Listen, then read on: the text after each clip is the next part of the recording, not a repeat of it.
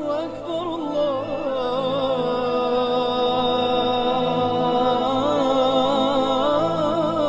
أكبر.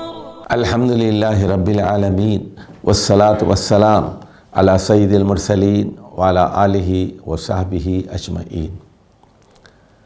مولانا سید ابو الاعلیٰ مودودی رحمہ اللہ کی کتاب قرآن کی 4 بنیادی اصطلاحیں، اس سے ہم بات کر رہے ہیں رب کے 5 مختلف مفاہیم کے بارے میں، اور یہ بات پوری تفصیل کے ساتھ ہمارے سامنے آ گئی کہ قوم نوح، قوم عاد، قوم سمود اور قوم ابراہیم اور قوم لوط، یہ سب ربوبیت کے 5 مفاہیم میں سے صرف پہلے 2 مفاہیم پر اعتماد رکھتے تھے، اور باقی جو 3 مفاہیم ہیں وہ اس کو تسلیم نہیں کرتے تھے۔ اور انبیاء علیہ السلام کا مطالبہ یہ تھا کہ تمام 5 معنوں میں اللہ سبحانہ و تعالیٰ کو رب تسلیم کیا جائے۔ تو یہ تھی وہ وجہ نزاع، یہ تھا وہ پوائنٹ آف کانفلکٹ۔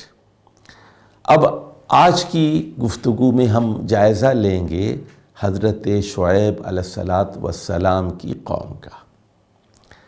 اچھا، یہ تو سب جانتے ہیں کہ حضرت شعیب علیہ السلام اصحاب الایکہ کی طرف بھی بھیجے گئے تھے اور قوم مدین کی طرف سے، اور ان کے بارے میں یہ بات بتائی جاتی ہے کہ ان کا تعلق بنو قطورہ سے تھا، اور بعض روایات میں یہ بات کہی گئی ہے کہ بنو قطورہ وہ حضرت ابراہیم علیہ السلام ہی کی اولاد ہے، اور قطورہ ان کی بیوی تھیں اور مدین ان کے بیٹے تھے۔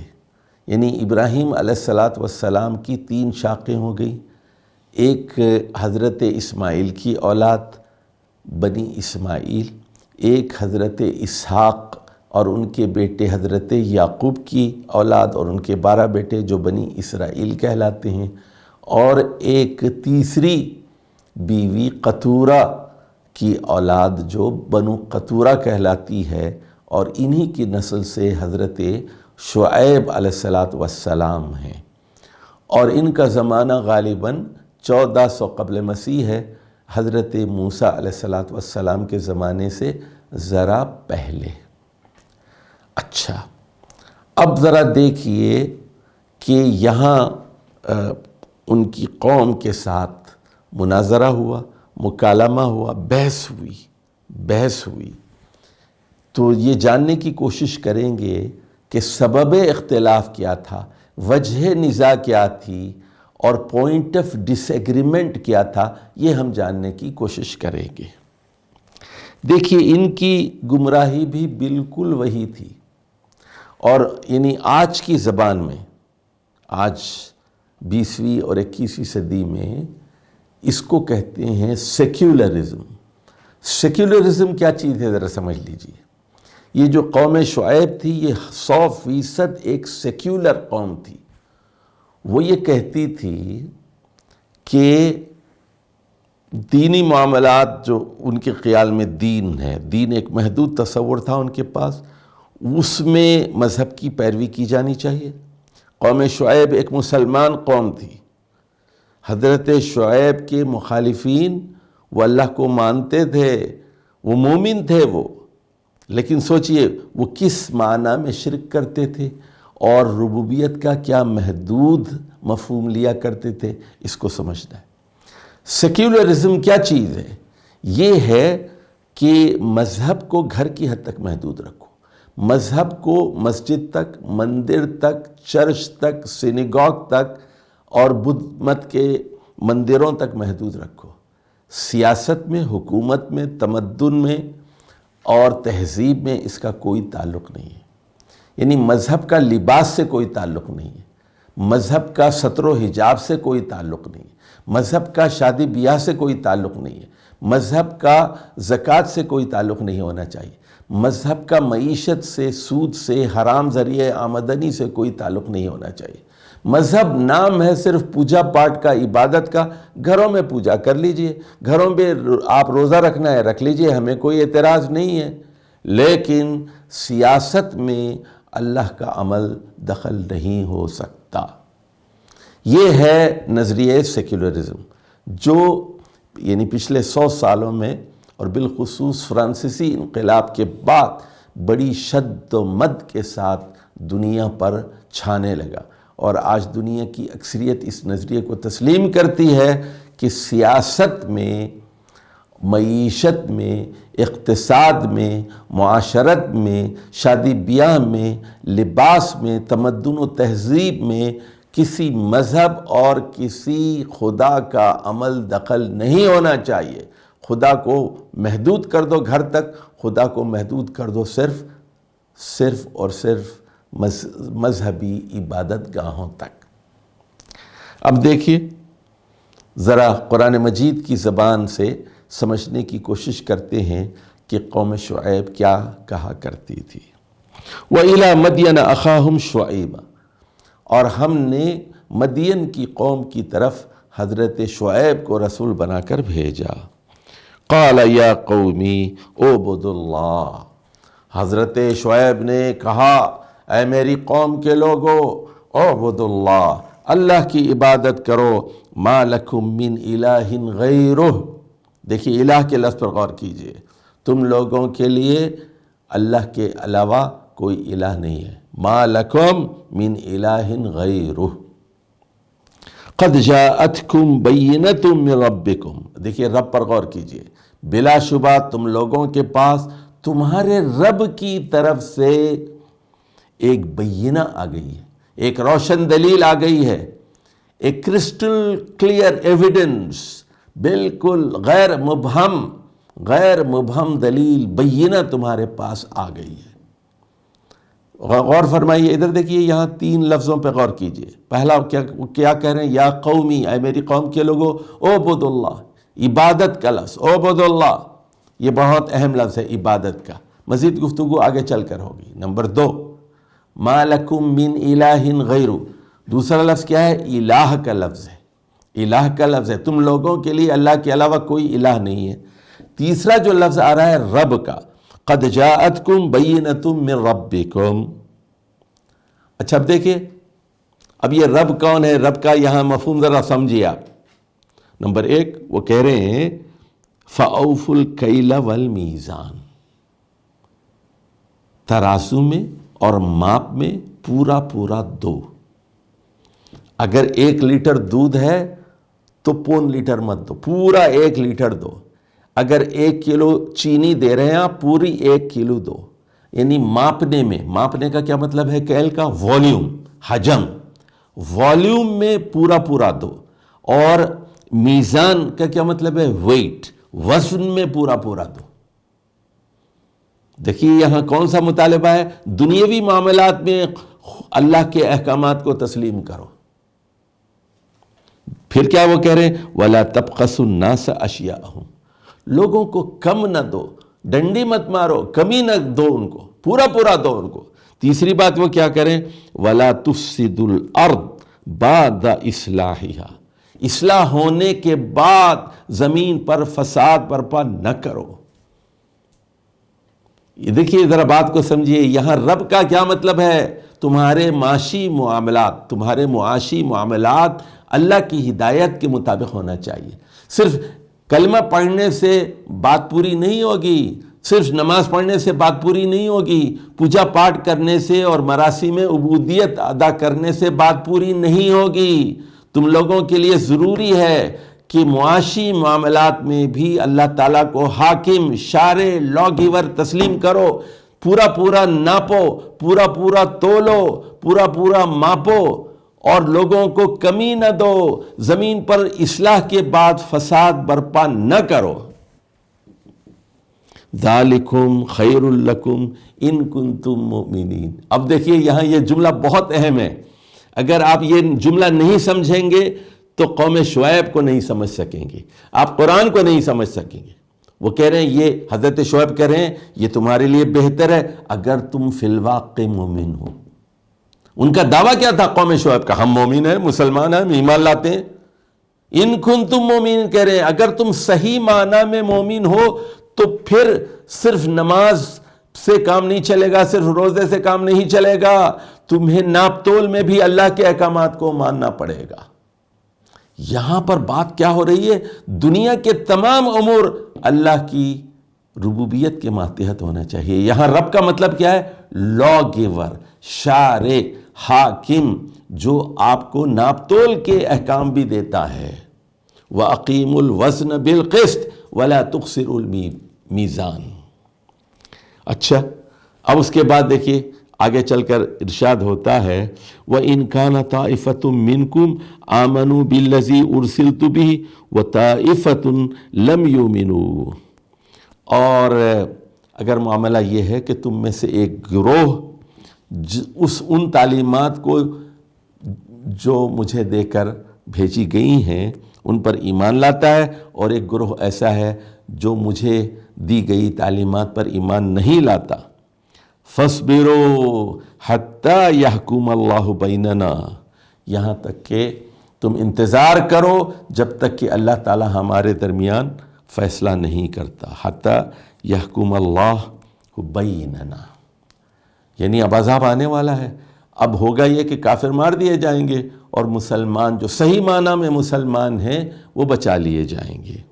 وَهُوَ خَيْرُ الْحَاكِمِينَ، اور وہ بہترین حاکم ہے، بہترین فیصلہ کرنے والا ہے۔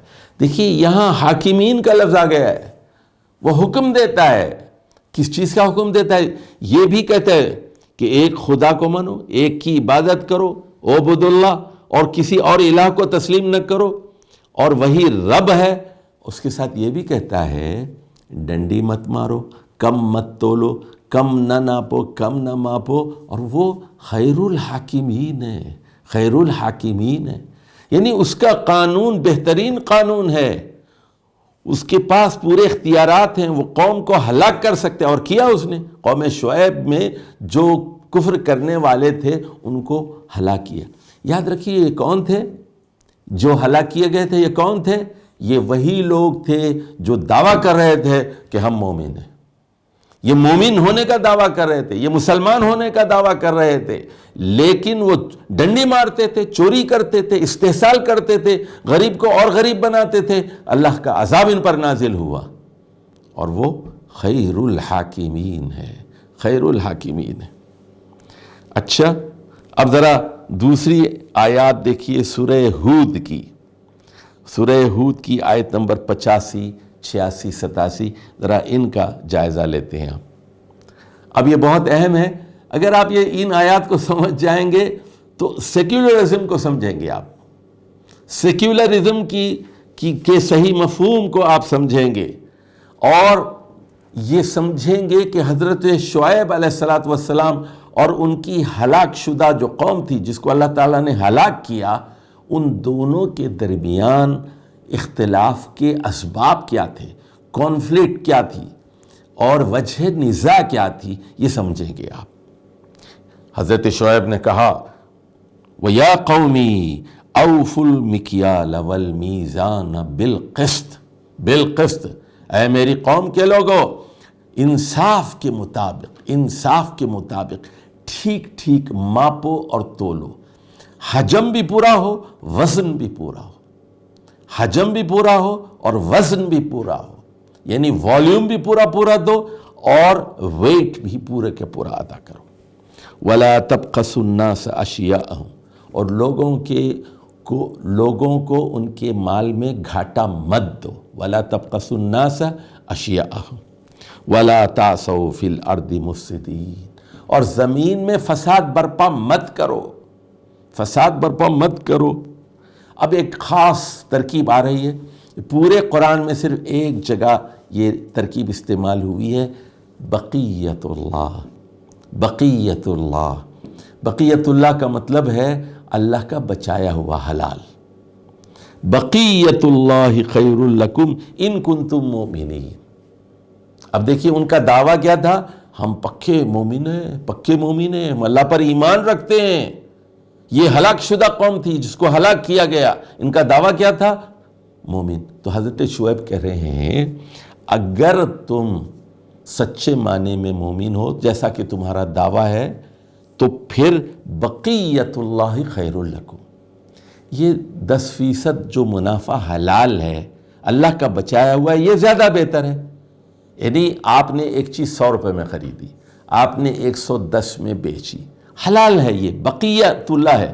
لیکن تم کیا کر رہے ہو، 100 کا مال اس میں 1 کلو 100 روپے کے مثال کے طور پر 100 روپے بھینڈی ہے، آپ کیا کر رہے ہیں 900 گرام تول رہے ہیں اس کو، اور 10 روپے منافع لے رہے ہیں اور 10 روپے ڈنڈی مار کے کما رہے ہیں. اللہ کیا کہہ رہا ہے، حضرت شعیب کی زبان سے کیا کہلوا رہا ہے، بقیت اللہ خیر لکم، جو حلال منافع ہے وہ تمہارے لیے زیادہ بہتر ہے. صرف حلال پہ گزارا کرو، وہ 10% یا 15% تم نے 80 میں خریدا 100 میں بیچا، الحمدللہ 20% کما لیا، ٹھیک ہے. لیکن ڈنڈی مار کے دھوکہ دے کے کیوں کما رہے ہو؟ اور دعویٰ کیا ہے، ہم مومن ہیں. قوم شعیب بڑے غرور سے کہتی تھی ہم مومن ہیں. حضرت شعیب ان کو کریں اگر تم مومن ہونے کا دعویٰ کرتے ہو تو پھر حرام کیوں کھاتے ہو، بقیت اللہ خیر لکم ان کنتم مومنین. اچھا اب سنیے، وما انا علیکم بحفیظ، سنو میں تم لوگوں کے اوپر کوئی نگران حفیظ نہیں ہوں، میں تمہیں نہیں بچا سکتا، میں تمہیں بچا نہیں سکتا، اللہ کا عذاب تم پر آ کے رہے گا. وما انا علیکم بحفیظ، میں حفیظ نہیں ہوں تم لوگوں کے اوپر. اچھا اب ادھر دیکھیے، اب وہ جو ڈنڈی مارنے والے تاجر تھے، وہ جو مومن ہونے کا دعویٰ بھی کرتے تھے، مسلمان ہونے کا دعویٰ بھی کرتے تھے اور ڈنڈی بھی مارتے تھے، ان کا کیا جواب تھا حضرت شعیب کو؟ قالوا یا شعیب الصلاۃ تأمرک ان نترک ما یعبد آباؤنا. اچھا وہ کہہ رہے ہیں دیکھیں یا شعیب، اور تعریف کر رہے ہیں حضرت، آپ بڑے اچھے نمازی ہیں، ہم آپ کو اپریشیٹ کرتے ہیں، آپ نماز پڑھتے ہیں نا، بہت اچھے. لیکن یہ بتائیے کیا آپ کی نماز ہمارے باپ دادا جو کام کرتے تھے، جو عبادت کرتے تھے، اس سے روکتی ہے؟ کیا آپ کی نماز ہمارے باپ دادا کی عبادت سے اور طریقہ بندگی سے روکتی ہے؟ الصلاۃ کا یا حکم دیتی ہے کہ ہم چھوڑ دیں اس چیز کو؟ الصلاۃ کا تأمرک ان نترک ما یعبد آباؤنا. اب وہ کیا کہہ رہے ہیں سنیے، ہمارے والد چادر چڑھاتے تھے، ہمارے دادا چادر چڑھاتے تھے، ہمارے دادا عرس کرتے تھے، ہمارے دادا قبر کے اطراف گھومتے تھے، ہمارے دادا جنتی دروازے سے گزرتے تھے، لوگوں کو بھی جنت میں داخل کرتے تھے.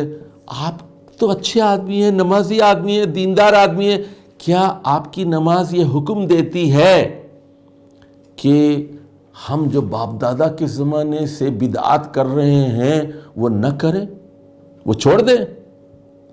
اس کے بعد سنیے، او ان نفعل فی اموالنا ما نشاء، اب ہمارا مال ہے تو ہم اپنے مال میں جو چاہے کریں، اس سے روکتی ہے؟ او نفعل فی اموالنا ما نشاء. ادھر دیکھیے، ہم تولتے ہیں تو 1 کلو 1000 گرام کے بجائے ہم 900 گرام تولتے ہیں، اور 1000 ملی لیٹر کے بجائے ہم 900 ملی لیٹر ماپ کے دیتے ہیں. تو آپ کی نماز سے کیا تعلق ہے؟ نماز کا لین دین سے اور میزان اور مکیال سے کیا تعلق ہے؟ والیوم اور حجم سے کیا تعلق ہے؟ میں نے پہلے بتایا تھا کہ قوم شعیب بھی ایک سیکولر قوم تھی، وہ اللہ کو مانتی تھی، اس کا دعویٰ یہ تھا کہ ہم مومن اور مسلم ہیں، لیکن اس کو حیرت ہوتی تھی، وہ ایک لکیر کھینچتے تھے، نماز الگ چیز ہے، کاروبار الگ چیز ہے، نماز الگ چیز ہے، کاروبار الگ چیز ہے. اس کے بعد وہ کہہ رہے ہیں، کیا کہتے ہیں سنیے، اِنَّكَ لَأَنْتَ الْحَلِيمُ الرَّشِيدُ. اب ان کی ذاتیات کی تعریف کر رہے ہیں حضرت شعیب کی. حضرت شعیب آپ تو بلا شبہ حلیم آدمی ہیں، رشید آدمی ہیں، بڑے ہی بردبار ہیں، بڑے اچھے اخلاق کے ہیں، آپ نمازی بھی بہت اچھے ہیں، لیکن آپ کی نماز کا ہمارے اموال میں تصرف سے کیا تعلق ہے؟ آپ دیکھیے اتنی کھلی بات ہے. تو اس میں ربوبیت کا کیا تصور تھا ان کے پاس، اس کو سمجھیے. وہ اللہ کو اس معنی میں رب مانتے تھے، وہ بارشیں برساتا ہے، سورج سے روشنی فراہم کرتا ہے، چاند سورج کو گردش دیتا ہے، ما فوق الطبعی معاملات میں وہ اللہ کو مانتے تھے، لیکن وہ اللہ کو قانون ساز، حاکم، شارع، قانون دینے والا، لا گیور تسلیم نہیں کرتے تھے. وہ یہ کہتے تھے کہ اللہ کا مالی معاملات سے کوئی تعلق نہیں ہے، اقتصادی معاملات سے کوئی تعلق نہیں ہے، حلال اور حرام کمائی سے کوئی تعلق نہیں ہے. نماز اپنی جگہ پہ ہے اور حرام اپنی جگہ پہ ہے. رند کے رند رہے، ہاتھ سے جنت نہ گئی. تو یہ تھا وہ وجہ اختلاف. وہ یہ جو ربوبیت کے 5 مفاہیم ہیں، اس میں سے پہلے 2 کو مانتے تھے اور تیسرے، چوتھے اور 5ویں کو وہ نہیں مانتے تھے. والسلام علیکم ورحمۃ اللہ وبرکاتہ.